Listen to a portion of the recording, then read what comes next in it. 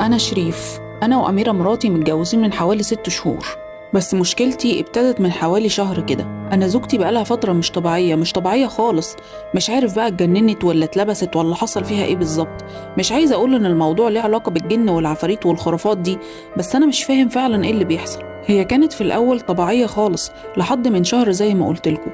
لما دخلت عليها أوضة النوم لقيتها قاعدة في عز الضلمة على السرير بتاعنا، بتبص لفوق للسقف، عمالة تبص فيه جامد كأنها شايفة حاجة أنا مش شايفها، وبتحرك رقبتها يمين وشمال.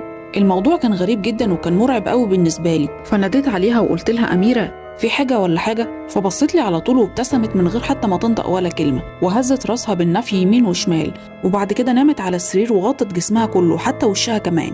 المهم أقرب حد ليا في الوقت ده كان لمياء، زميلة جديدة جات لنا الشغل من فترة. لمياء كانت بنت جميلة جدا، مش هكدب عليكم اتشدت ليها في الأول. ما هو الإنسان فعلا طماع، مش